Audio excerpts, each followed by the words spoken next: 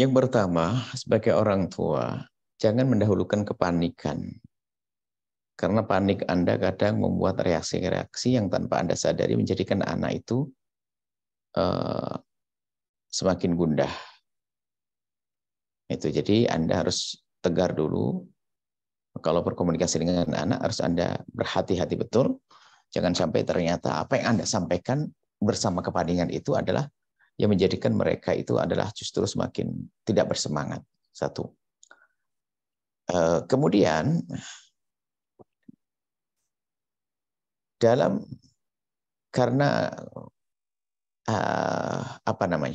Anda jangan terlalu pusing, artinya itu wajar sekali. Wajar sekali. Makanya agar tidak panik karena bukan rumahnya sendiri. Itu ada saat-saat seperti itu. Tapi bukan berarti mereka pulang beneran kadang-kadang. Bukan pulang beneran, mereka punya kegelisahan saja.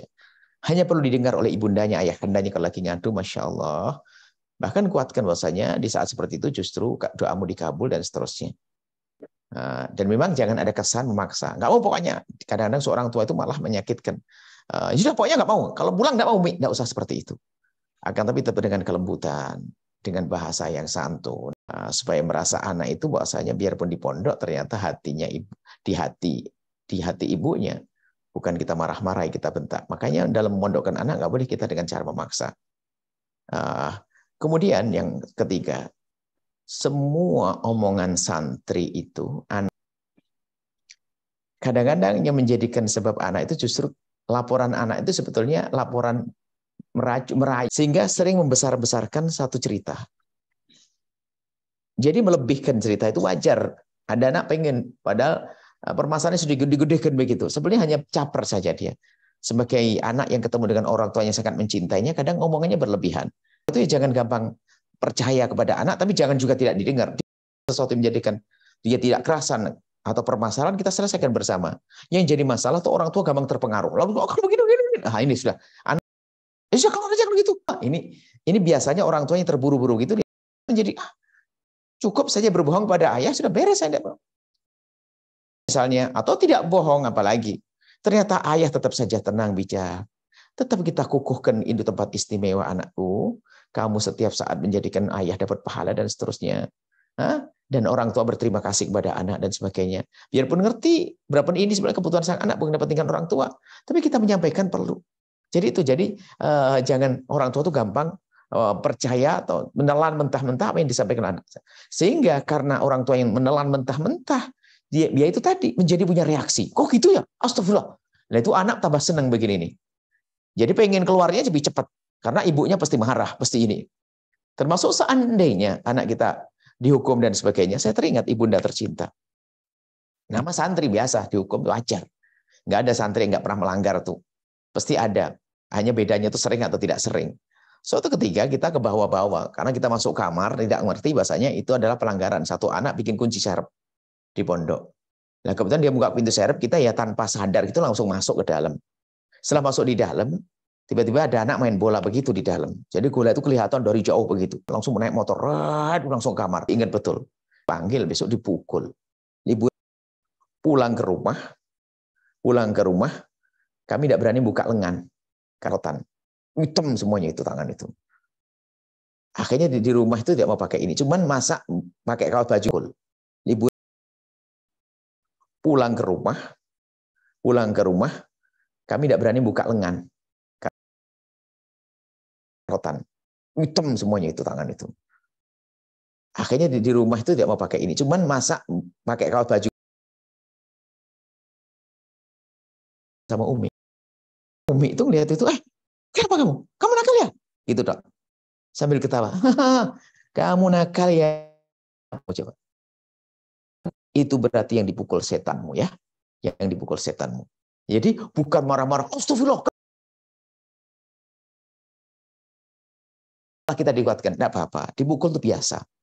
Karena kamu melanggar, kamu bertanggung jawab. Umi kan ketawa di setan yang dipukul. Hitam. Coba ada.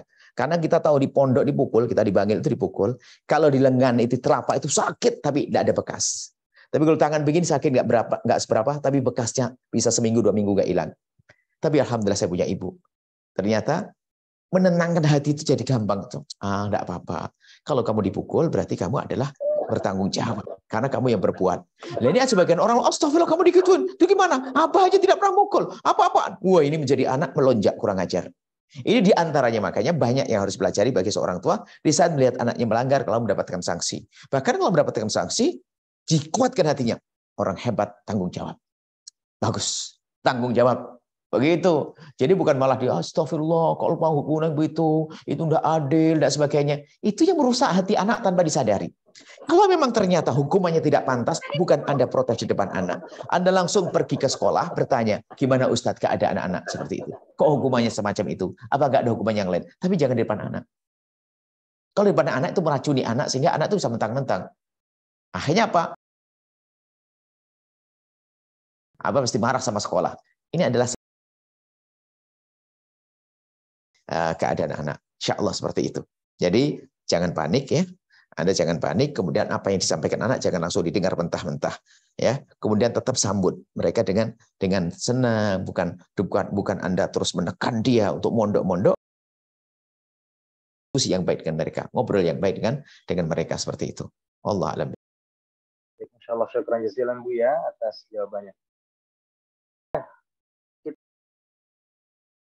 Untuk ayah bunda bertanya langsung kepada guru Bu ya. Nah ini ada beberapa yang sudah raise hand.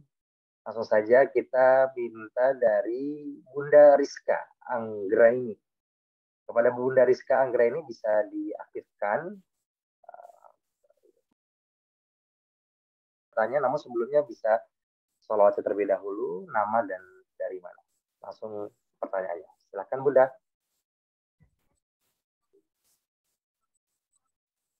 Izin Bunda, belum terdengar suaranya Bunda.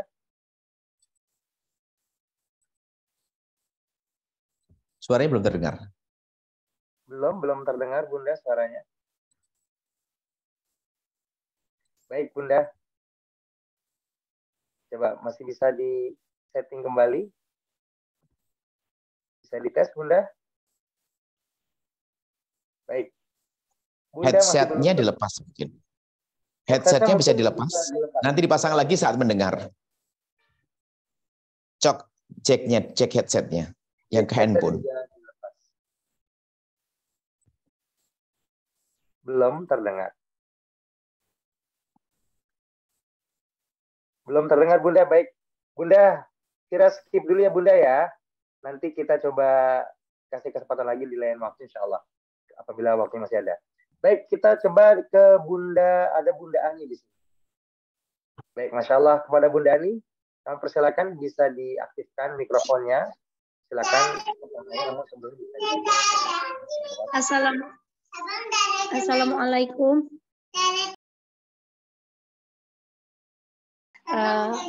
Maaf sebelumnya Bu ya. Nah, di sekarang ini kan marak sekali berita-berita yaitu terjadinya pencabulan guru terhadap anak. Nah, itu sering kali di berita ataupun saya lihat di sekitaran lingkungan saya, Bu ya. Jadi, yang tadinya pingin anaknya untuk mondok menjadi was-was atau takut, Bu ya. Yang ingin saya tanyakan, Bu ya, bagaimana cara untuk menumbuhkan kepercayaan atau rasa takut orang tua agar anaknya dipercayakan mondok lagi, Bu ya. Terima kasih, Bu ya. Assalamualaikum warahmatullahi wabarakatuh. Waalaikumsalam warahmatullahi wabarakatuh.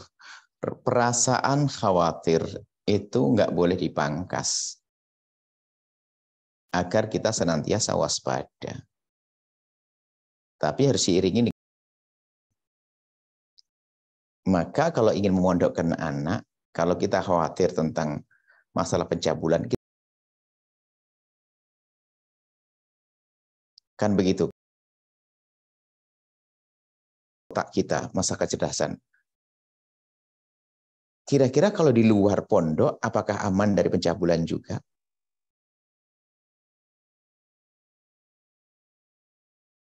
Banyak kemungkinan dicabuli anak kita di luar pondok atau di dalam pondok misalnya. Sebagian itu gampang memukul rata. Yang terjadi 1-2 pondok, seolah semua pondok. pondok itu pun ada oknum melakukan, dan kejadiannya pun sepanjang sejarah. Bukan sekedar dicabuli, ternyata sudah menjadi suka sama suka melakukan kehinaan. Itu anak-anak kecil sudah hamil di luar nikah misalnya dan sebagainya, di luar sangat mengerikan.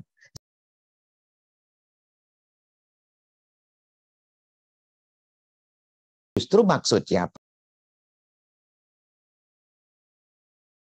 pondok seperti apa sih? Ya, yang akan menjaga akhlak dan sebagainya. Dan maka kita ingatkan, harus waspada. Ustadz dengan murid, laki-laki perempuan harus ada rambu-rambunya dong. Biarpun misalnya ustadz sudah tua berduaan, itu kan ada aturan. Nah, termasuk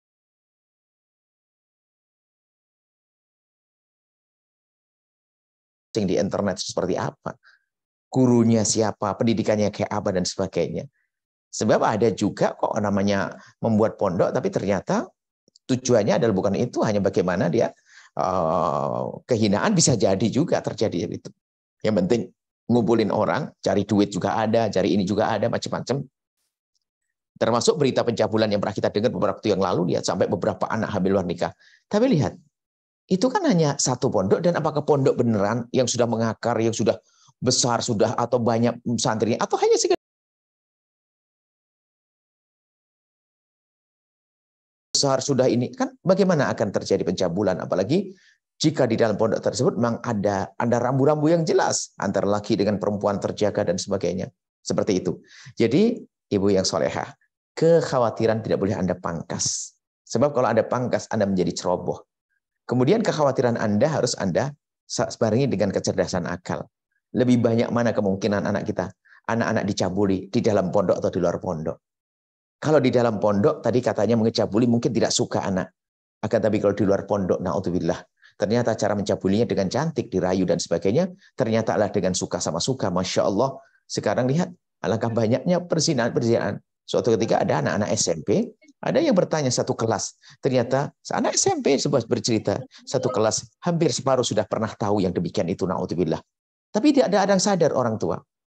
Dan itu adalah bisa saja bergonta-ganti oleh temannya, lalu menjadi terpesona, lalu ingin melakukan dan seterusnya. Sementara kalau di pondok pesantren yang terjaga, lihat internet tidak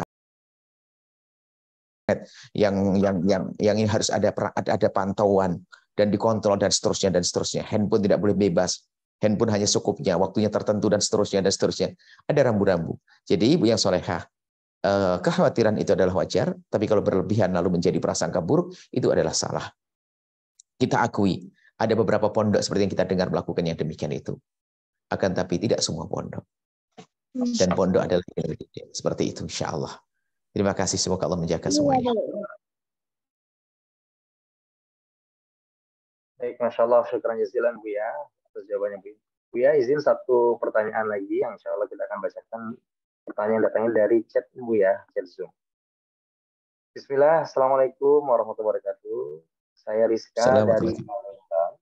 Izin bertanya Bu ya, bagaimana Bu ya ikhtiar kita sebagai orang tua atau kakak bisa lakukan untuk adik kita yang sudah terbentuk nih Bu ya mindsetnya melihat temannya dari pondok pesantren buruk tanda kutip Bu ya, seperti makan.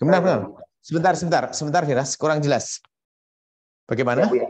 Izin bertanya Bu ya, bagaimana ikhtiar kita sebagai orang tua atau kakak yang bisa kita lakukan untuk adik kita Bu ya, yang sudah terbentuk mindsetnya melihat temannya dari pondok pesantren itu mindsetnya buruk Bu ya, seperti makan yang dibatasi, gatal-gatal, dan lain-lain Bu ya. Walaupun sebenarnya tidak tahu secara pasti, namun sudah terbawa dengan itu sehingga menolak untuk mondok Bu ya. Terima kasih banyak Bu ya, mohon penjelasannya Bu ya. Jazakumullah khair. Kita itu harus pandai mengajari anak kita untuk menjadi orang yang satu memang kritis. Kritis itu penting. Tapi di samping kritis harus membangun kepekaan. Kritis, kepekaan Itu penting kita tanamkan di anak kita, adik kita. Kritis. Kalau ada sesuatu yang nggak baik harus ada kritis, bisa menilai. Peka kepada lingkungan dan sebagainya. Lah, budaya kritis ini, ya kan? Ini akan menjadikan anak itu pandai memilih. Sehingga kalau sudah anak kita ajari seperti itu, oke, betul. Nah, memang ada orang penyakit, orang di pondok adalah kudisen dan sebagainya.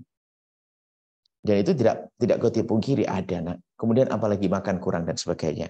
Nah, itu bisa saja terjadi, akan tapi Anda cari dong kira-kira pondok yang sekiranya tidak semacam itu sebagai pembanding. Karena dia mendengar informasi dari kawannya, oh mau makan susah dan seterusnya. Termasuk di Al-Bahjah sendiri, lihat yang di pusat itu adalah makan dibatasi bukan berarti nggak boleh kenyang. Yang makan. Jadi makan dibatasi, masa orang makan terus, setelah itu kantin ditutup. Kemudian uang sakunya juga dibatasi. Tapi tidak sampai derajat lapar. Kalau masalah merasa lapar sebelum waktunya makan, itu adalah mukaddimah enaknya makan. Jadi kadang-kadang berlebihan cerita dari anak-anak juga jangan artinya harus kita pahamkan, itu adalah berlebihan. Kecuali memang terbukti, Anda lihat sendiri pondok misalnya, pondok mana yang sekiranya katanya anak Anda, gini loh, Anda bawa anak, di mana sih nak yang kau dengar anak gak makan? Coba di sana. Di bawah survei diajak main ke pondok, suruh lihat kenyataannya seperti apa. Nah, seperti itu. Jadi memang ada pondok yang makannya hanya sekali, atau tidak dikasih makan karena mencari makan sendiri, atau makannya Masya Allah pelit banget padahal sudah bayar. Ada itu semuanya. Nah, kita bisa lihat. Jadi anak kita ajari anak kita itu bukan hanya sekedar dengar, buktikan dong. Dari mana? Dari Blitar, dari Tulungagung. Wah, orang Tulungagung ini orang Blitar semua, saya dari Blitar. Ya jangan begitu loh, Dona. Yuk kita datang ke sana. Ternyata ketemu orang-orang baik, akan hilang itu semuanya. Tidak cukup ada waktu, oh enggak mungkin, enggak bisa. Oh enggak, pondok makan semuanya enggak. Ibu belum pernah mondok, digituin. Ibu enggak pernah mondok. Ini teman saya yang mondok, Bu. Mondok di mana saya? Mondok di sana. Ayo kita lihat. Kalau ternyata di pondoknya teman yang cerita itu benar kurang makan dan sebagainya, itu kan salah satu pondok, sayang. Dan aku tidak mondokkan kamu ke tempat itu. Coba kita lihat. Dilihat secara nyata. Waktu makan, bertanya-tanya.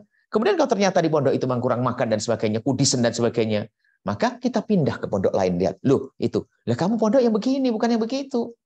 Dan pondok pun juga bermacam-macam seperti rumah tangga kan. Rumah tangganya orang ada keluarga kaya, keluarga ini rumahnya bagus dan sebagainya. Ada rumah biasa, ada rumah jorok, ada rumah kecil tapi bagus, bersih, macam-macam. Pondok juga semacam itu. Jadi anak kita ajari melek untuk melihat kenyataan, bukan sekedar peka sayang. Di Yakub kita biasa dengan mendengar. Itu bahaya banget. Kita harus buktikan kayak apa sih keadaan pondok. Nah, setelah itu kita ajak main ke pondok. Pondok sini, pondok situ, seperti itu. Nah, termasuk ya ini kami ingin ajak Anda untuk melihat kalau Anda di Tangerang, kita lagi membangun pesantren di Tangerang, yaitu di Al-Bahjah Nahal, Tangerang, insya Allah. Pembangunan sudah mulai, dan ini hanya spesial untuk putri yang ada di sana. Nah, pondok putri saja, insya Allah. Adapun putranya di tempat lain memang ada. Masya Allah. Ini saja, jadi diajari untuk melihat. Jadi jangan sampai diajari anak kita gampang percaya saja. Anak peka, enggak begitu sayang. Kamu dengar misalnya ada, oh ini baunya kecut, apa ini rasanya nggak enak. Coba dulu dong. Coba dulu. Ada orang memikir memasikan ya, buah anggur kecut, ya pas dimakan kecut. Kita tunjukkan bahwasanya anggur tidak semuanya kecut kok. Ini ada yang manis. Jadi di saat dia merasakan manis, itu sudah langsung hilang isu-isu itu. Nah permasalahan orang tua itu enggak. Di saat anaknya begitu, sementara dia pengen pokoknya harus mondok, anak cerita mama, aku nggak mau mondok. Kenapa? Kata teman aku, di pondok itu makan susah, korengan tuh temanku ini. Enggak ada. Enggak bisa. Anda tidak boleh ngomong begitu. Diajak saja. Oke sayang, yuk kita lihat yang sesungguhnya. Yuk, besok bareng-bareng kita ke pondok. Begitu. Jadi anak melihat kenyataannya, oh begitu. Dan juga memang ada sebagian pondok memang kurang perhatian urusan keairan, dan itu yang kita antisipasi di Al-Bahjah. Misalnya kalau di Al-Bahjah itu kami upayakan semuanya pakai shower. Sehingga air itu akan berganti. Tidak pernah air yang pernah dipakai oleh temannya. Kita pakai shower semuanya, sehingga air mengalir lalu kebuang. Dan semuanya pakai sabun masing-masing. Kalau masalah wabah gatal itu tidak hanya di pondok. Tetangga rumah nggak di pondok pun juga waktu gatalan juga ada. Jadi seperti itu. Tapi kalau pondok sudah kita antisipasi masalah airnya. Airnya sebisa mungkin air yang bersih. Kemudian yaitu tadi pakai shower misalnya. Aduh masalah makan ada jam-jam makan dan sangat-sangat. Insya Allah Anda bisa dipantau tentang menu makannya ya. Insya Allah menu makan yang sangat cukup insya Allah. Dan juga kami tidak mengizinkan anak-anak ngemil sebelum waktu makan. Supaya makannya tetap enak. Jadi kita makan dalam keadaan kita sudah pengen makan betul atau alias lapar seperti itu. Baik, terima kasih. Ada lagi? Baik, Masya Allah, syukran jazilan Buya atas jawabannya. Buya, Alhamdulillah, berhubung kita masih ada beberapa narasumber lagi, Buya, insya Allah juga sudah kita cukupkan untuk sesi pertama kita, insya Allah, pada sore hari ini. Terima kasih kepada Guru Mulia Buya ya atas jawaban-jawabannya, atas ilmunya, semoga bisa menjadi ilmu yang bermanfaat dan bagi ayah dan bunda yang ingin menyekolahkan putra-putrinya di Al-Baja An-Nahl. Mari sama-sama gini, kita izin Buya untuk bisa memperkenalkan melalui video profil dari Al-Baja An-Nahl itu sendiri. Ada apa saja sih fasilitas di Al-Baja An-Nahl? Ini dia tayangan. Pesantren, sebagai sistem pendidikan Islam di Indonesia dipandang sebagai salah satu upaya peningkatan kualitas sumber daya manusia dalam melahirkan generasi bangsa yang bermoral Islami. Diperlukan bangunan yang memiliki fasilitas mumpuni untuk menunjang kebutuhan pendidikan dan aktivitas Islami. Maka dari itu, Lembaga Pengembangan Dakwah Al-Bahjah mengembangkan sebuah fasilitas pendidikan tingkat SMP di bawah bimbingan Guru Mulia Buya Yahya. Kami persembahkan salah satu karya anak bangsa, Lembaga Pengembangan Dakwah Al-Bahjah An-Nahl.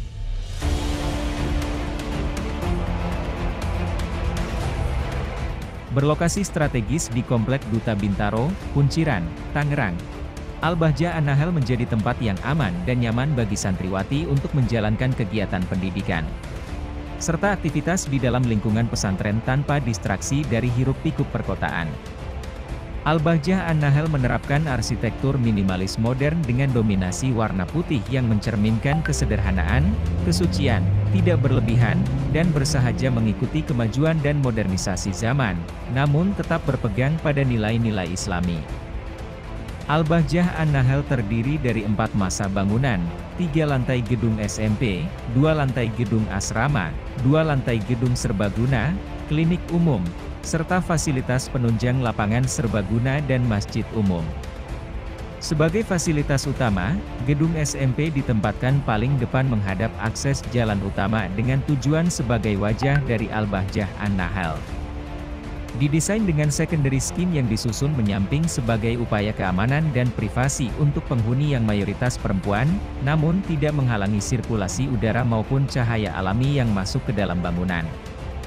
Al-Bahjah An-Nahl menyediakan berbagai fasilitas yang lengkap dan nyaman untuk tingkatan pendidikan SMP, seperti ruang kelas, laboratorium, ruang tidur santriwati, lapangan serbaguna, dan ruang serbaguna indoor.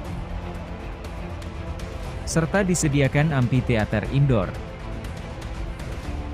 perpustakaan, taman rooftop, dan taman baca outdoor, di bawah pohon rindang yang diharapkan dapat menjadi variasi tempat belajar atau sekedar tempat beristirahat. Rencana pembangunan Al-Bahjah An-Nahl akan dibagi menjadi beberapa tahap. Tahap 1 bangunan SMP, tahap 2 bangunan asrama, tahap 3 bangunan serbaguna, lalu tahap 4 klinik dan lapangan serbaguna. Setiap tahap pembangunan Al-Bahjah An-Nahl akan tetap memperhatikan keselamatan, kenyamanan, dan keamanan penghuni, khususnya kegiatan belajar mengajar santriwati dan guru agar terciptanya lingkungan yang kondusif. Dengan demikian, Al-Bahjah An-Nahl diharapkan dapat menjadi pesantren yang menciptakan lulusan insan kamil berkepribadian muslim yang bertakwa, cerdas, baik budi pekertinya, serta berguna bagi diri sendiri, agama, keluarga, masyarakat, dan negara.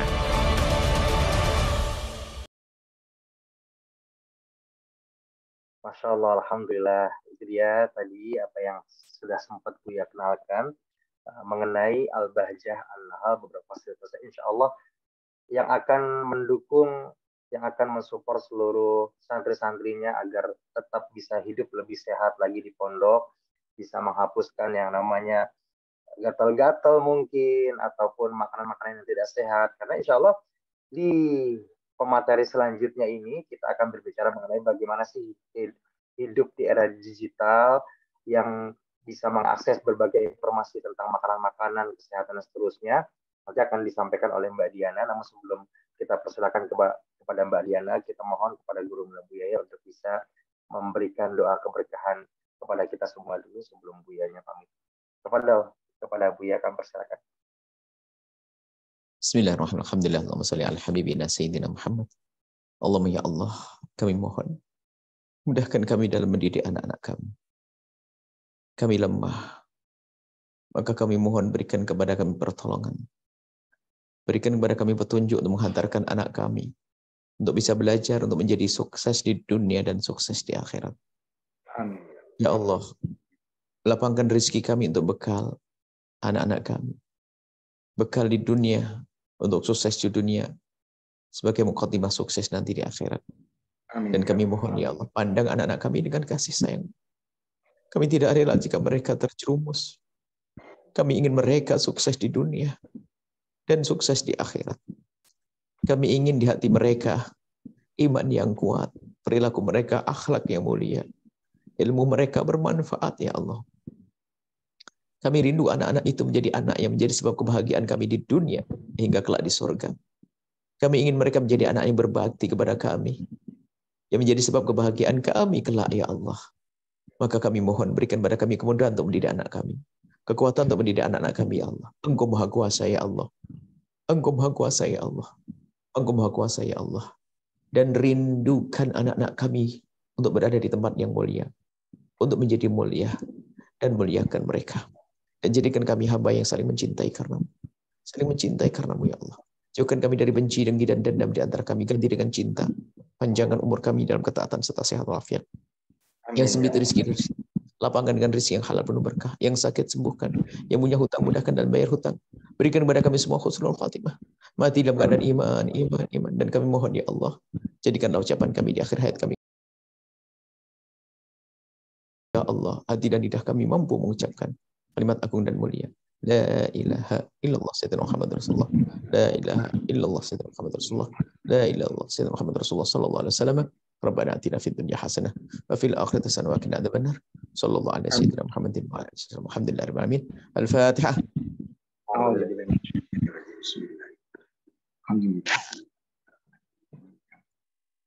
Iya kan.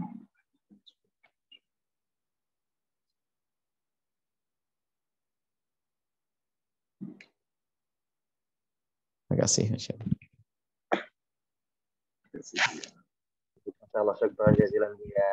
Kepada para ayah bunda kami bisa ucapkan syukran jazilan kepada Buya semuanya atas apa yang telah Buya sampaikan. Syukran jazilan Buya, semoga menjadi bermanfaat.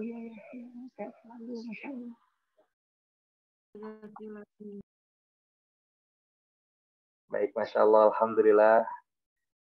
Demikian tadi sesi pertama kita di kesempatan sore hari ini. Insya Allah ayah bunda yang kami muliakan, para peserta seminar parenting online yang diberkahi Allah Subhanahu Wa Taala, berbicara nih mengenai pola asuh smart parenting. Tadi juga sempat banyak sekali disinggung mengenai makanan-makanan sehat di pondok itu seperti apa dan seterusnya. Karena sebagai orang tua juga sangat penting nih mengembangkan yang namanya healthy habits atau yang disebut dengan kebiasaan yang sehat terkait penggunaan teknologi dan media digital itu sendiri. Seperti apa sih? Nanti akan kita bahas healthy habit itu untuk generasi yang tangguh. Karena di era digital ini memang orang mudah sekali ya mengakses makanan, aksesnya luas sekali. Jangan sampai terbawa arus nih, makanannya jadi sembarangan dan lain-lain. Jadi apa saja sih kebiasaan baik yang harus dibangun oleh generasi tangguh, dan insya Allah dalam pembahasan sesi kedua kali ini kita akan belajar bersama Mbak Diana Hemasari, seorang pakar wellness storyteller yang insya Allah akan membantu kita mencapai kesehatan optimal anak-anak kita insya Allah. Untuk lebih mengenal profilnya Mbak Diana, izinkan kita sedikit membacakan profil dari Mbak Diana. Mbak Diana ini merupakan seorang edukator ya, di mana background dari pendidikannya Mbak Diana ini merupakan dari 2015 beliau lulusan S1 Universitas Indonesia, di 2021 juga beliau merupakan AFPA Holistic Nutrition, dan beliau juga mendapatkan sertifikat nih Stanford Certificate Nutrition Science, nih Masya Allah luar biasa. Baik, beliau juga banyak sekali menjadi pembicara-pembicara di berbagai event-event besar, memberikan edukasi kesehatan buat masyarakat Indonesia, insya Allah. Baik, langsung saja kepada Mbak Diana dengan segala hormat. Kami persilahkan sholawat ala Nabi Muhammad. Allahumma sholli wa sallim wa barik. Oke, terima kasih Ustadz Firas untuk mukadimahnya. Assalamualaikum warahmatullahi wabarakatuh. Selamat sore untuk ayah bunda yang sudah hadir. Masya Allah, hari ini hari Minggu di waktu kumpul keluarga, tetap semangat untuk bisa mendapatkan nasihat dari Ibu Yahya ya. Masya Allah.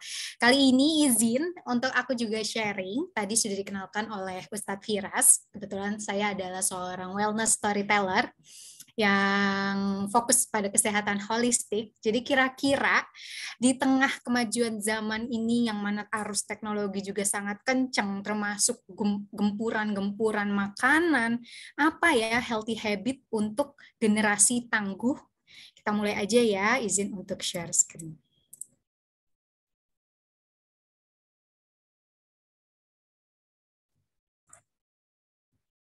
Oke. Oke, karena tadi sudah diperkenalkan, saya izin skip. Oke, mungkin dari ayah bunda juga sudah tahu ya, sudah familiar dengan hadis ini gitu ya, bahwa yang namanya mencari ilmu itu wajib bagi setiap muslim, laki-laki maupun perempuan. Selain itu kita juga mengetahui ya orang-orang yang berjalan, yang berada di perjalanan dalam menuntut ilmu, maka Allah akan mudahkan jalannya untuk masuk surga. Masya Allah banget ya, betapa mulianya seorang penuntut ilmu.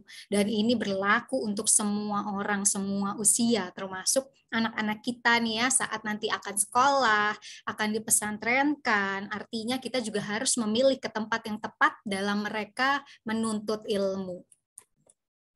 Bahkan juga ada di surat di sini salah satu surat ayatnya adalah, dan hendaklah takut kepada Allah orang-orang yang seandainya meninggalkan di belakang mereka anak-anak yang lemah, yang mereka khawatir terhadap mereka. Bertakwalah kepada Allah. Artinya apa? Kita ini sebagai seorang manusia, sebagai seorang insan, sebagai orang tua, janganlah sampai meninggalkan generasi-generasi yang lemah. Artinya apa juga menuntut ilmu itu penting. Jangan kita meninggalkan generasi yang lemah. Artinya kita harus juga saling mendorong buat kita diri sendiri maupun anak-anak kita untuk terus bersemangat dalam menuntut ilmu. Yang artinya juga untuk menuntut ilmu dibutuhkan kesehatan. Kalau kita nih dalam kondisi yang sakit, kurang enak badan, pasti nggak akan optimal ya dalam menuntut ilmu itu. Makanya sebenarnya kita nih orang tua, supporter utama nih, orang tua dan sekolah ini bisa jadi supporter utama yang bisa fokus ke kesehatan dari murid-muridnya, sehingga mereka bisa menuntut ilmu dengan lebih baik nih teman-teman, ayah bunda. Nah, tapi sekarang sedihnya, nah loh, apakah ya bunda familiar dengan istilah ini? Muka remaja pinggang lansia. Ini kalau ayah bunda tahu gitu ya, bunda-bunda tahu, sering scrolling ya, mungkin di Instagram atau di Twitter, sering kali ditemukan bahwa banyak sekali anak-anak yang usianya mungkin di SMP, SMA yang ngomongnya udah punya banget istilah jompo. Padahal mereka usianya masih belasan tahun gitu ya. Bahkan ada istilah yang namanya KJR, KRJ, kumpulan remaja jompo. Nah loh, ini ayah bunda sendiri ini juga merasa jompo nggak nih di usianya yang sekarang? Coba, ini kan juga seharusnya ayah bunda belum tua-tua banget nih ya, masih muda-mudi juga nih. Atau adakah nih ya yang sering banget nih ya dirasakan sama orang-orang saat ini? Ngantukan kayak bayi, jompoan kayak lansia, kemudian kayak ABG. Nah loh, siapa yang merasakan ini boleh coba diramaikan, kita sharing aja ya teman-teman semua, boleh di-sharing di grup chat, kira-kira ada nggak ya yang kayak gini gitu ya, atau ternyata anaknya juga sudah fasih banget sama istilah ini gitu, yang seneng banget ngomong, aduh mager bun gitu ya, jompo nih mager, ada nggak ya yang kayak gitu?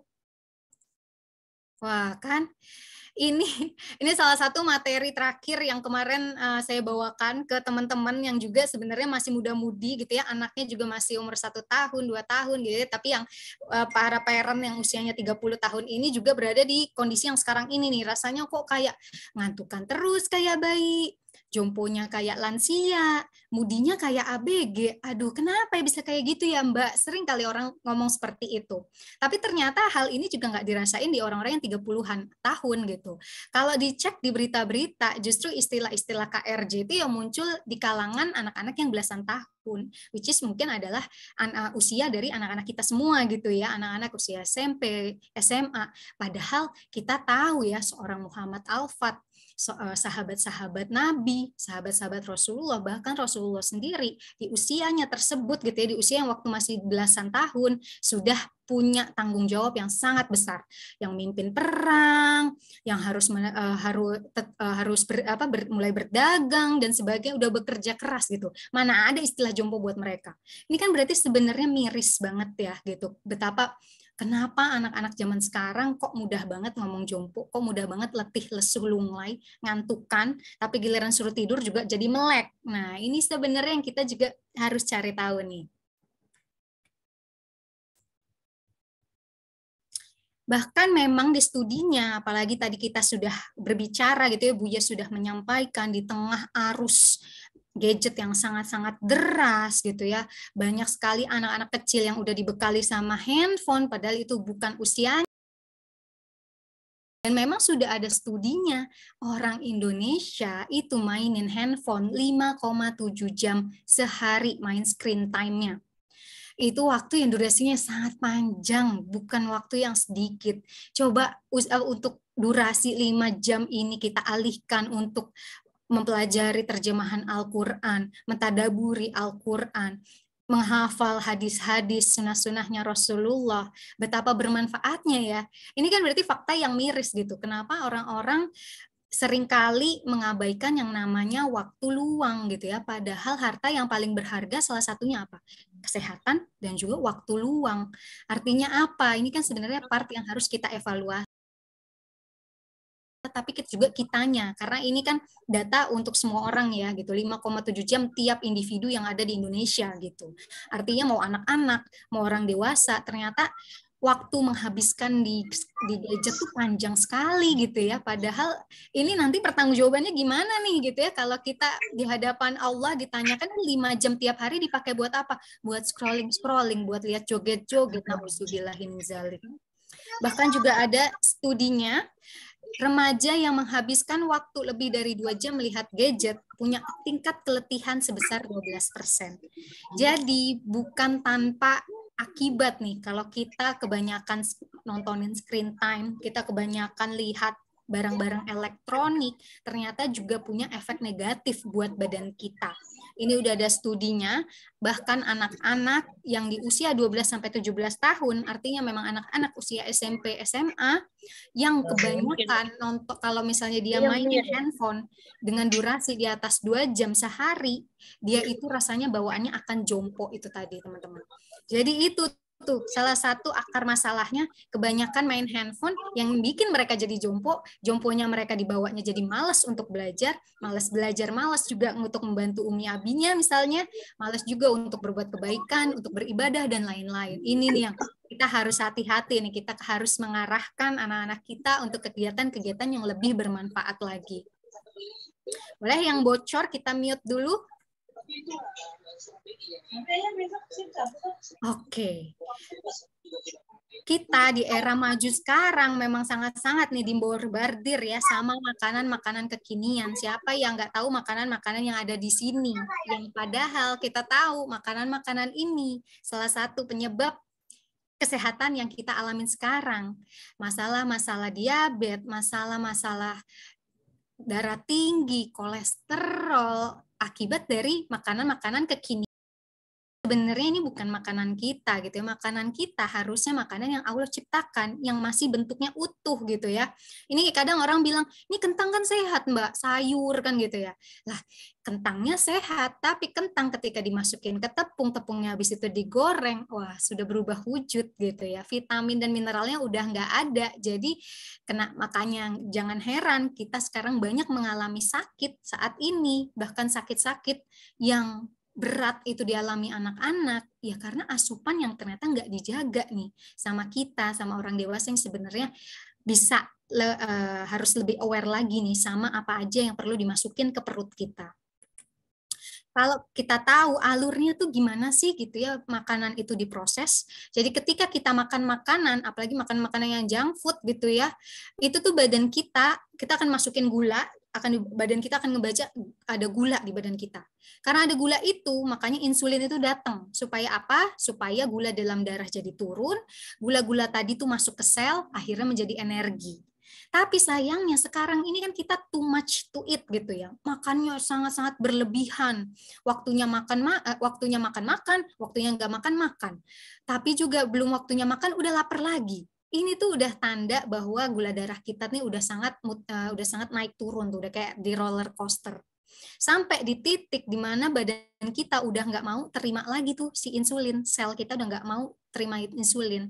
Akhirnya gula-gula tadi jadilah lemak. Akhirnya kita jadi ngantukan, jadi capean terus, jadi males belajar, susah fokus, dan sebagainya. Udah laparan lagi, makan lagi, insulin dipanggil lagi, tapi badan kita udah nggak mau terima insulin itu. Itu yang akhirnya timbullah resistensi insulin. Pradiabetes itu awal mulanya dari sana siklusnya. Nah, ini yang harus hati-hati. Ini bisa terjadi sama semua orang, gak cuma orang dewasa. Anak-anak bisa sangat mengalami ini, Bapak Ibu semua. Tidaklah anak Adam memenuhi wadah yang lebih buruk dari perut. Cukuplah bagi anak Adam memakan beberapa suapan untuk menegakkan punggungnya. Namun jika ia harus melebihkannya, hendaknya sepertiga perutnya diisi untuk makanan, sepertiga untuk minuman, sepertiga lagi untuk bernafas. Bahkan Masya Allahnya Islam ya, untuk makan pun sudah diatur. Karena Allah tahu, Allah yang ngedesain badan ini yang artinya asupannya pun diatur. Kayak kita kalau misalnya beli TV, itu kan ada buku petunjuknya. Buku petunjuknya apa? Kalau misalnya beli mobilnya A, baiknya bensinnya A, udah ada petunjuknya. Ini pun Allah semaha baik itu menciptakan badan kita yang sangat sesempurna ini, yang artinya juga harusnya kita mengikuti arahannya Allah. Harusnya kita makan seperti apa? Salah satunya ini, jangan sampai berlebihan. Berlebihan itu temannya setan. Berlebihan ini penyebab kemalasan. Kemalasan menjauhkan kita dari ibadah, teman-teman. Ini yang kita harus ingat-ingat lagi gitu ya, kita refresh lagi. Dan kalau misalnya, kalau kata orang-orang saintis terdahulu gitu ya, all disease begins in the gut. Semua masalah kesehatan, semua penyakit itu awal mulanya munculnya dari perut. Dari kita yang bablas makannya, bablas minumnya, nggak perhatiin jam-jam makan, sangat-sangat nggak merhatiin makanannya apa, jumlahnya gimana, akhirnya timbullah aneka keluhan. Jadi badan kita ini sering banget ngasih surat cinta ke kita. Tapi kita nih mau dengerin nggak nih? Sebelum kita sampai di tahap kanker, nauzubillah ya, tahap jantung berhenti, ya Allah, tuh nauzubillah. Sebenarnya badan kita tuh udah ngasih sinyal-sinyalnya. Contohnya apa? Coba ya, kita jujur-jujuran nih, mumpung hari Minggu kita sambil evaluasi bareng ya, Bapak Ibu semua. Ada nggak nih yang ngalamin ini? Ini mungkin bisa refleksi ke diri sendiri atau ke anak-anak atau keluarga secara umum gitu ya, buat ke suami, ke istri, atau ke anak-anak gitu ya. Siapa yang suka batuk pilek? Nih batuk pilek durasinya bisa sampai lebih dari 5 kali dalam 1 tahun. Boleh ramein di chat aja ya, kita ya. Atau di yang di sini. Ini area-area di lipetan itu udah menghitam. Atau kalau dilihat lidahnya ini putih warnanya. Bau mulut. Sering sariawan. Kalau men sakit. Ada yang punya sakit mah di sini? Adakah yang ngalamin? Atau konstipasi gitu, nggak bisa buang air besar setiap hari. Nah ini gitu ya. Ini tuh sebenarnya sudah tanda bahwa gula darah kita nggak lagi baik-baik aja. Dan badan ngirimin sinyal, dengerin dong gitu ya. Ini kasih makan yang kasih makan yang tinggi nutrisi dong gitu ya. Aku butuh pasukan untuk ngadepin virus-virus, untuk betulin yang lagi radang, untuk ngadepin sel-sel yang lagi rusak untuk bisa diregenerasi lagi. Tapi sayangnya kita nggak ngasih itu, ngasihnya hanya makanan-makanan yang berkemasan aja nih. Yang akhirnya gula darah kita tuh udah kayak roller coaster banget. Gula ini ya kenapa bisa kejadian kayak gini? Saking nggak tahu lagi gulanya harus ditaruh di mana, akhirnya gulanya nempel beneran sama darah. Darahnya itu nempel ke sel-sel. Mau sel, akhirnya dia nempelnya salah satunya di kulit. Kulitnya mati, sel kulitnya itu udah jadi mati. Mati ini akhirnya menghitam seperti ini. Ini nggak cuma di orang dewasa, anak-anak sekarang banyak sekali punya lipetan kayak gini. Ini udah tanda prediabetes, nauzubillah. Dan ini yang sering gitu ya, apalagi untuk putri-putri, sering sekali orang menganggap gitu ya, bahwa yang namanya nyeri haid itu adalah takdir seorang perempuan. Padahal kalau kita tahu fitrahnya wanita yang begitu mulianya ini, Masya Allah ya, itu kalau kita ngasih makan yang benar ke badan, ngasih habit yang bagus ke badan, yang namanya nyeri haid itu nggak ada teman-teman. Nyeri haid itu bukan momok untuk setiap perempuan. Bukan momok yang harus kita hadepin sampai kita menopause nanti. Enggak. Jadi ini udah salah satu hal yang saya rasain sendiri. Sebelumnya kalau head itu nyeri banget, bahkan kadang kan banyak ya orang yang sampai moodnya awut-awutan, bahkan sampai ada yang mungkin bisa sampai pingsan-pingsan, sampai suami sampai bingung nih kalau istri mens nih udah kayak jadi orang lain. Padahal seharusnya nggak seperti itu. Gitu. Lalu apa nih guideline-nya Allah untuk kita mengasup dan menutrisi badan kita? Halalan thayyiban. Makanlah yang halal lagi baik. Ada di surat An-Nahl ayat 114. Makan dan minumlah yang halal lagi baik dari rezeki yang sudah diberikan Allah. Syukurilah nikmat Allah kalau engkau menyembah kepadanya. Kita ngasih makan makanan yang bagus, itu tuh bentuk syukur kita atas badan yang sungguh luar biasa ini, teman-teman. Dan juga di Al-Baqarah 168. Hai sekalian manusia, makanlah yang halal lagi baik dari apa yang ada di bumi. Jangan kamu ikut setan, makan berlebihan itu setan. Makan yang halal tapi tidak thayyib itu juga bisikan setan. Karena sesungguhnya setan itu musuh yang nyata bagimu. Jadi apa nih halal dan thayyib itu kayak gimana sih kategorinya? Halal itu halal secara zat, dapetinnya halal, ngolahnya juga harus halal. Sering kan kita tahu mampir-mampir ke restoran, restorannya misalnya Chinese food, bahan-bahannya halal semua, namanya apa? Udang, ikan itu kan halal ya. Pas dimasak pakai arak masak. Jadi halal nggak? Sudah tidak halal. Dan ini sering orang nggak aware. Dari segi thayyib, aman, baik, tidak menimbulkan apapun jika dikonsumsi. Tidak menimbulkan masalah apapun jika dikonsumsi. Baik jangka pendek maupun jangka panjang dan bisa memberikan manfaat bagi tubuh. Nah ini yang kita harus ingat-ingat nih ya. Ini kalau saya makan ini kira-kira ngasih manfaat ke saya enggak ya untuk jangka pendek maupun jangka panjang. Seringkali orang mikir ya udah makan ini kan enggak sering gitu ya. Tapi hari ini udah makan es tehnya udah, belum lagi donat-donatannya, belum gorengannya. Itu semua katanya sih sekali-sekali, tapi sekali-sekali dalam sehari ada campuran itu, ya itu sudah tidak thayyib lagi ke badan teman-teman. Ini nih requestnya Allah, guideline-nya Allah adalah halal dan thayyib, bukan halal atau thayyib tidak, tapi halal dan thayyib ini yang kita harus make sure gitu. Jadi gimana nih healthy habit apa yang harus kita bikin, harus kita susun buat keluarga kita, termasuk anak-anak kita ketika nanti pun mondok gitu ya. Make sure gitu ya, kita harus pastikan mengkonsumsi yang real food, dan minim proses.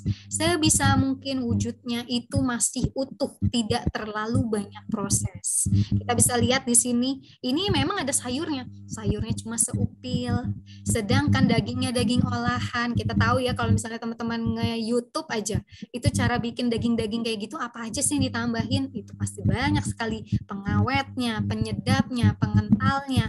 Belum dikasih warna, ini warna-warni dari mana? Pasti dari pewarna yang adiktif. Pasti dari ada MSG-nya juga. Ini kalau terakumulasi di badan, no wonder banyak sekali keluhan-keluhan pelupa, bahkan autis, bahkan keluhan-keluhan anak jadi eksim segala macam, itu sudah sangat-sangat toxic load gitu ya.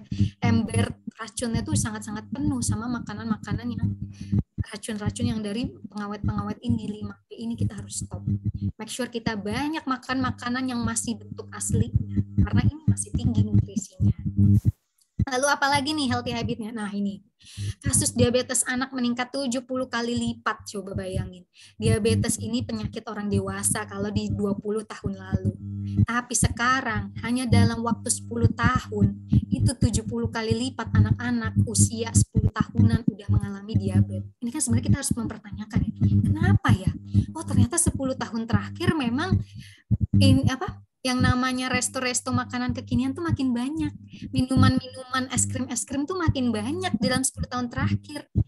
Sejalan loh, makin banyaknya restoran-restoran fast food, junk food itu ternyata menimbulkan makin banyak pasien diabetes pada anak. Ini yang coba kita harus highlight nih. Asupan keluarga saya sudah halal dan thayyib belum nih? Saya sudah mendukung anak saya supaya belajarnya bisa fokus dan optimal nggak? Dengan cara apa? Ngasupin makanan-makanan yang berkualitas.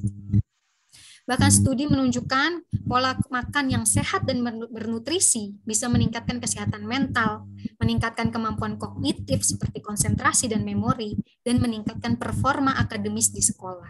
Jadi sangat-sangat ada irisannya. Hubungan antara makanan, mood anak-anak, bahkan mereka saat berkonsentrasi dalam belajar, ini mereka sangat beririsan. Mereka sangat-sangat berhubungan erat. Makanannya ini longgar, moodnya kacau, mood kacau udah pasti tidak bisa belajar. Ini yang kita harus hati-hati. Lalu apalagi?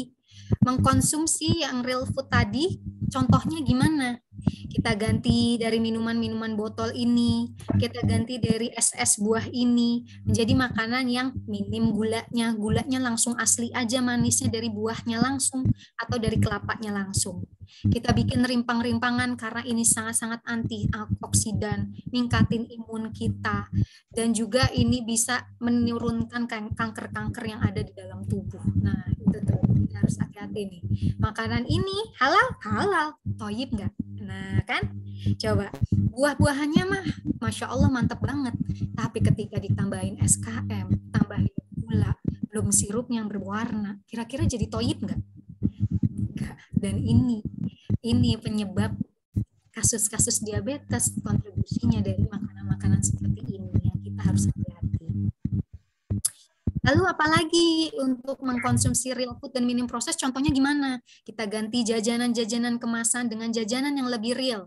Daripada makan makanan kemasan ini, kita makan kurma dikasih sama selai kacang. Kita balikin lagi jajanan-jajanan tradisional.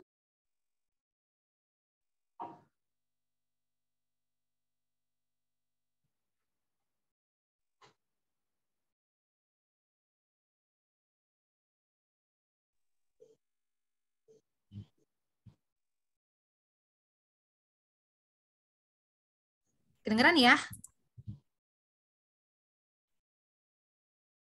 Oke, sekarang sudah terdengar ya? Oke, terdengar Mbak Diana, bisa dilanjutkan. Oke. Lalu apalagi nih habit yang kita harus juga make sure dalam mengkonsumsi makanan? Variasiin makanan. Jangan sampai aku makan sayur, Mbak, tapi cuma sukanya sayur bayam doang. Nah, itu jangan gitu. Karena kenapa? Karena kita butuh aneka vitamin dan mineral. Dan tiap warna ini punya vitamin jawara vitaminnya. Misalnya dari warna hijau, itu tuh vitamin K-nya tuh jauh lebih tinggi. Terus yang warnanya merah, kuning atau orange ini biasanya tingginya tuh tinggi di vitamin A, vitamin C-nya tinggi. Jadi kalau kita cuma makan ini aja, kita dapat vitamin A-nya dari mana? Kita dapat potasiumnya dari mana? Padahal keseluruhan vitamin dan mineral ini kita butuhin di badan. Jadi make sure kita rotasi makanan kita dan kita makan aneka variasi makanan. Yang real food tadi. Kita makan makanan yang selokal mungkin. Kalau dulu mungkin makannya nasi doang, kita variasiin karbonya. Nggak cuma nasi, tapi bisa dari pisang yang hijau, ubi. Nah ini nih sangat-sangat bagusnya, apalagi buat penderita-penderita diabetes. Apalagi di Indonesia tuh ada 70 jenis karbohidrat. Ada sagu, ada pati garut, ada singkong. Jadi kita jangan fokus ke nasi aja. Karena nasi putih tuh udah sangat-sangat habis nutrisinya. Makan dengan porsi sehat seimbang, yang suka nggak diperhatikan juga nih sama kita-kita nih. Makan banyak udah pasti kenyang, tapi nutrisinya udah seimbang belum? Nah, ini buat refleksi kita bareng-bareng ya. Kalau dulu misalnya makannya nasi, terus juga isinya kerupuk, gorengannya, terus telur, udah gitu tambah lagi kentang, terus sayurnya cuma sedikit. Nah, ini gimana nggak gula darah meningkat nih? Bikin kita jadi akan cepat kenyang mungkin, tapi juga akan sangat-sangat cepat lapar. Dan ini yang pencetus-pencetus jerawat, pencetus sariawan, karena makanan-makanan tinggi gula seperti ini. Belum lagi gorengannya ya kan trans fat. Sekarang variasiin makanannya. Ambil karbonya dari karbo kompleks, bisa dari sayur-sayuran. Ini bisa jadi karbo kompleks loh buat kita. Makan pakai ubi, sayurnya porsinya dibanyakin, proteinnya diperhatiin, dan juga tadi make sure kita rotasi makanannya. Nggak cuma kangkung doang, tapi ini juga ada buncis, ada timun di sini, ada kembang kol di sini, makan ikan-ikan yang lokal. Wah, itu mantap banget loh. Karena apa? Bahkan di Al-Qur'an pun sudah ditulis porsi makanan tuh seperti apa harusnya gitu. Nih, dalam surat 80 ayat 32. Semua disediakan untuk kesenanganmu dan hewan ternakmu. Make sure ada anggur sayur-sayuran, buah-buahan dan rerumputan, zaitun dan pohon kurma. Semua sudah disediain sama Allah. Hendaklah manusia itu memperhatikan makanannya. Jadi dari surat tadi, kalau diwujudkan dalam isi piringku, lauk pauknya segini banyak, minyak dan bumbunya segini, makanan pokoknya bisa di sini, sayurnya di sini, sayur dan buah. Minumnya dan healthy oils. Jadi udah ada porsinya gitu. Dalam piringku tuh jangan sampai isinya nasi doang atau isinya tadi. Kalau dibaca sama badan tuh gula aja gitu. Jadi kita perhatikan lagi isi piring kita. Lalu apalagi nih healthy habit yang harus kita perhatiin? Jaga jadwal sesuai sama jam tubuh. Waktunya tidur, waktunya bangun gitu. Jadi apalagi kalau misalnya kita mondokin gitu ya, masukin ke pondok pesantren, itu kan pasti sudah ada jadwal-jadwalnya tuh. Nah, make sure tuh kita selaraskan lagi sama apa yang Rasulullah sudah contohkan. Rasulullah tuh nggak pernah begadang dan tidur di awal waktu supaya bisa bangun tahajud. Nah, supaya jam tidurnya cukup, sunahnya adalah kita ba'da isya sudah tidur, nanti bangun lagi pas di sepertiga malam. Nah, itu Masya Allah. Dan itu kenapa? Kalau diteliti pakai jurnal-jurnal, memang di saat-saat itulah liver-liver kita didetoks, ginjal kita beristirahat, dan sebagainya. Jangan sampai pas isya waktunya tidur malah kita makan. Waktunya sudah mepet-mepet tidur, kita juga masih makan. Nah, itu yang bikin penyakit gitu. Olahraga, nah ini berlaku buat semua gitu ya, nggak cuma anak-anak kita yang dimasukin ke pondok, tapi kita semua.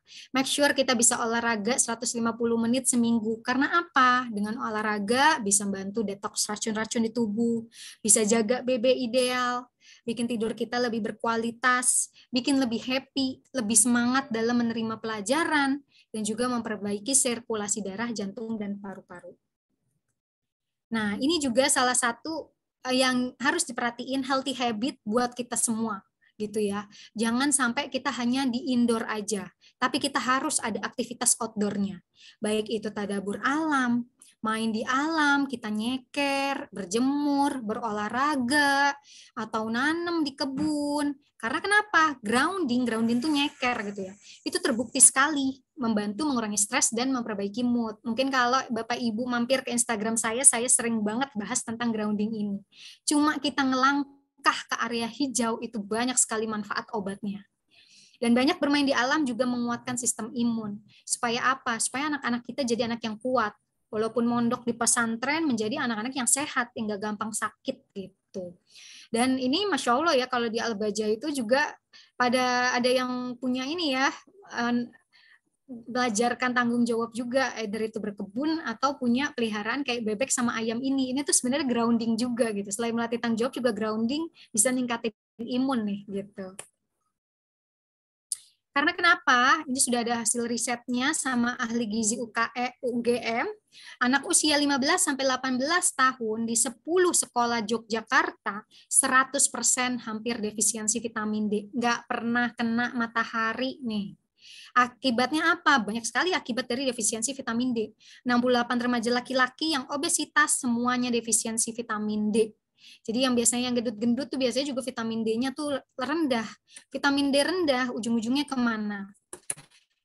Obesitas, mood swing, darting, darah tinggi, kulitnya kering, keretak-keretak badannya sampai nggak kuat gendong anak. Itu bisa jadi gejala defisiensi vitamin D nih, ibu-ibu yang punya anak bayi-bayi. Terus imunnya sangat lemah, dikit-dikit sakit, dikit-dikit batuk gitu ya, kecapean dikit langsung ngedrop. Nah, ini vitamin D coba diperhatiin. Masalah pencernaan ini juga bisa jadi berpengaruh, gampang lemes dan sebagainya. Oke. Lalu apalagi healthy habit yang bisa kita lakuin ketika anak kita juga dimasukin ke pondok gitu ya, membersamai anak dalam setiap langkahnya. Ini mungkin bisa, semoga bisa membantu juga untuk pertanyaan-pertanyaan yang mungkin tadi belum sempat terjawab. Tadi saya sudah beberapa lihat gitu ya, gimana bersinergi seperti kata Buya tadi, bersinergi dengan sekolah, membersamai anak-anak kita, membersamai anak dalam menuntut ilmu, support, berkoordinasi dengan institusi sekolah gitu ya. Masukin pondok bukan berarti kita lepas tangan, tapi kita juga belajar, kita juga nuntut ilmu. Ketika anak udah lagi liburan, kita ternyata bisa punya ilmu yang sama. Kalau ngomong tuh bisa jadi nyambung gitu. Jangan sampai anak udah makin pintar, kitanya biasa aja, jadi kalau ngomong tuh jadi nggak nyambung gitu ya. Jadi kita tuh tetap harus belajar juga nih ayah ibu.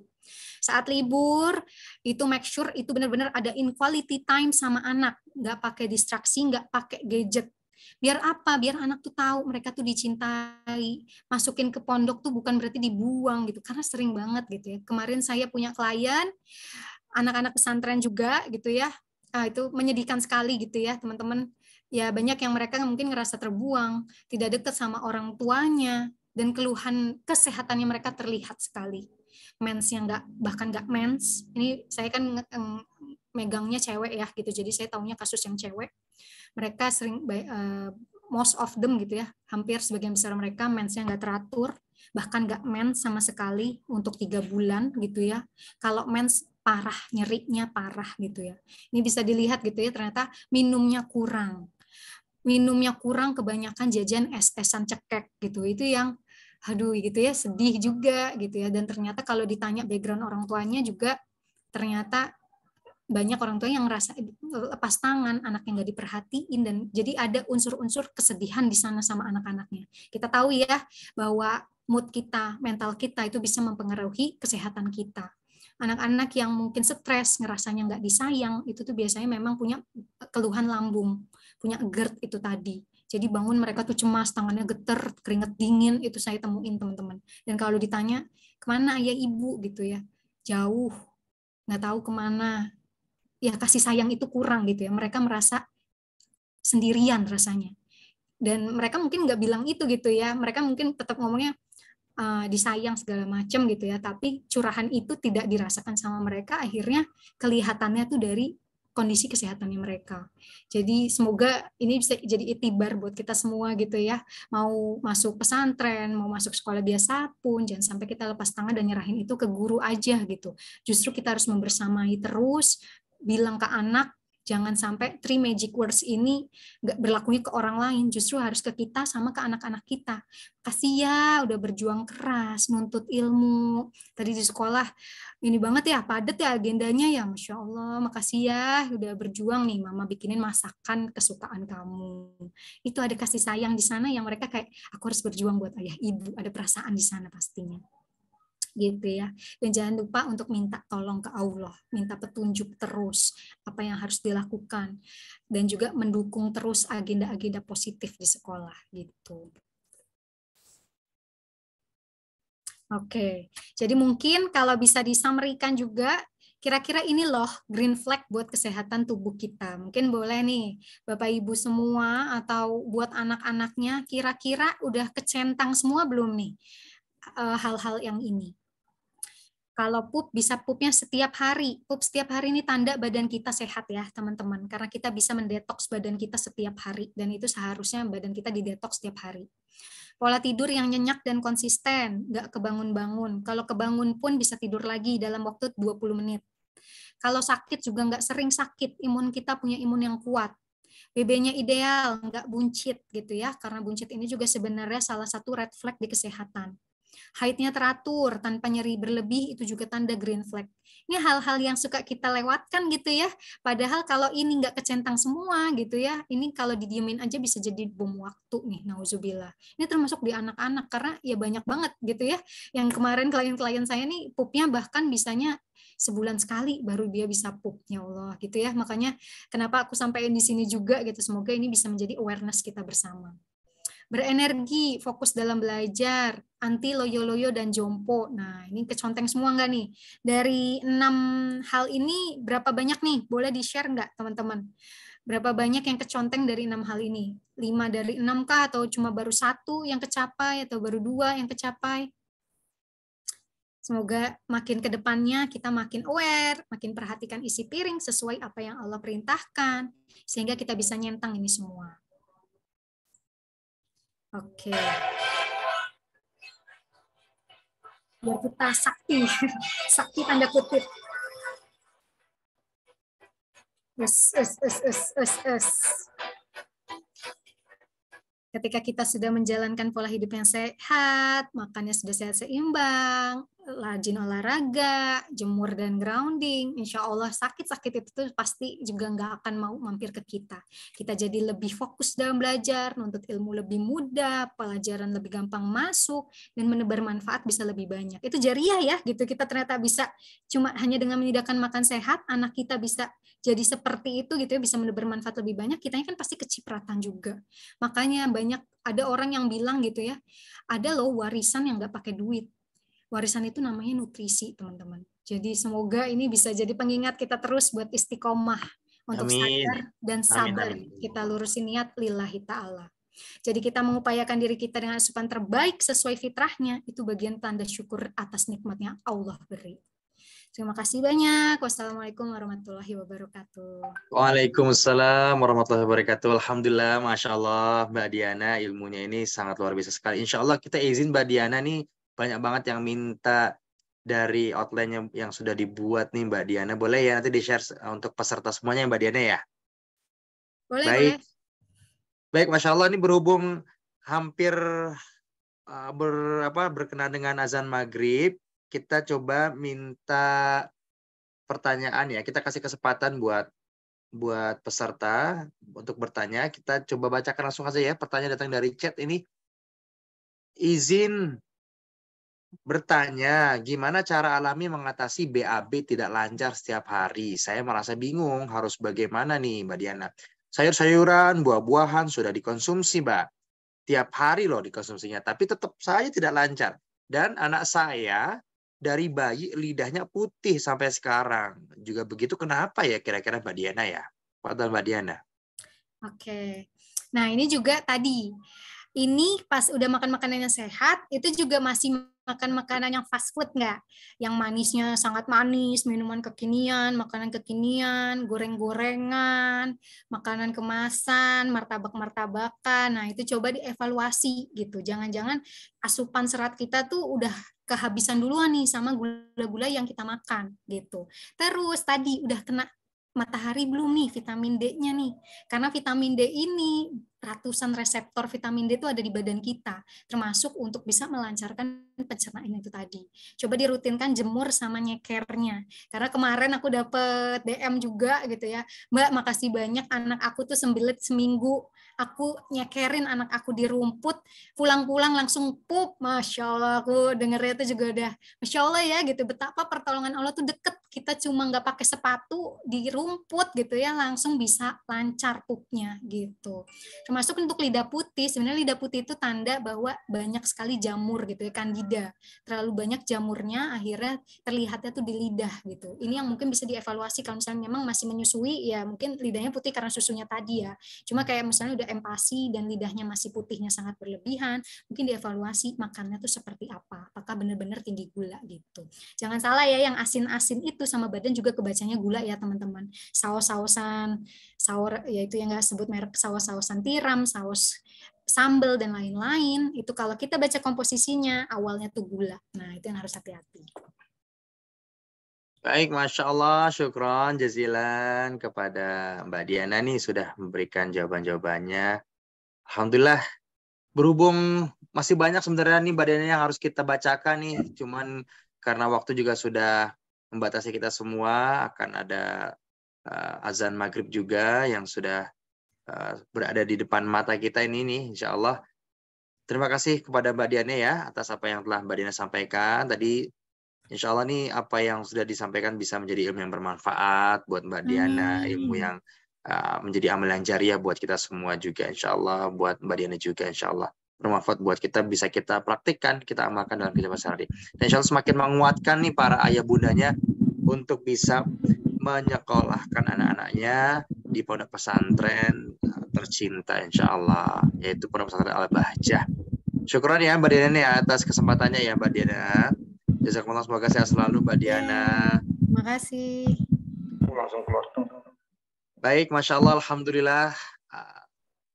Dari apa yang telah dipaparkan oleh kedua narasumber kita, dari Guru Mulia Buya Yahya, Mbak Diana juga semuanya, semoga bisa menjadi ilmu yang bermanfaat dan dapat kita amalkan dalam kehidupan sehari-hari. Terima kasih nih untuk semuanya yang telah bergabung, dan insya Allah kita mengajak ya apa yang tadi disampaikan oleh Guru Mulia Buya Yahya, investasi akhirat. Jadikan anak-anak ini bukan hanya sekedar sayang saja, tapi benar-benar bisa menyekolahkan anak-anak kita ini di sekolah yang terjamin kesehariannya ya dari hal-hal yang negatif yang berada di luar sana. Apabila para tamu kita semua ini, para tamunya Allah, perindu Rasulullah, perindu ridhonya Allah ini, ayah bunda yang kami muliakan, yang ingin daftar bisa bergabung dengan keluarga besar Al-Bahjah An-Nahl, khusus putri ya di bawah bimbingan Bu Yahya dan Ipo Santosa, bisa mendaftarkan putra-putrinya tercintanya ya, atau kerabat-kerabatnya, bisa didaftarkan melalui kontak informasi di 0838 989 0399, yang insya Allah juga tertera nanti di brosur PSB. Insya Allah masih ada gelombang 1 ini di Al-Bahjah An-Nahl, masih sampai tanggal 31 Agustus untuk gelombang 1. Nah, untuk gelombang keduanya nanti dimulai lagi 1 Oktober sampai 30 November. Insya Allah apa yang tadi sudah disampaikan sama Buya, baik itu dari fasilitas, baik itu dari program-program unggulannya, insya Allah akan menjamin putra-putri kita, khususnya putri kita yang akan didaftarkan di Al-Bahjah An-Nahl, bisa menjadi putri yang bisa menjadi investasi di akhirat kita kelak insya Allah. Amin amin ya rabbal alamin. Terima kasih untuk semuanya. Insya Allah untuk memasuki rangkaian acara selanjutnya ini, doa terakhir yang akan disampaikan oleh Abah Haji Tony mungkin bisa memberikan doa penutupnya untuk kita semuanya. Pada Abah Haji Tony, persilakan. Sallallahu Nabi Muhammad. Baik, ayah bunda, assalamualaikum warahmatullahi wabarakatuh. Terima kasih Kang Firas. Mari ayah bunda kita bacakan Fatihah wabil khusus untuk anak-anak keturunan kita. Semoga menjadi anak keturunan anak yang menjadi penyejuk untuk keluarga, yang menjadi penyejuk untuk umat, dan nantinya mereka bisa menjadi generasi yang Qurani, yang bisa menjadikan mereka untuk bisa melestarikan alam semesta dan menjadi orang yang sukses dunia dan akhirat, kaya di dunia dan di akhirat. Al-Fatihah.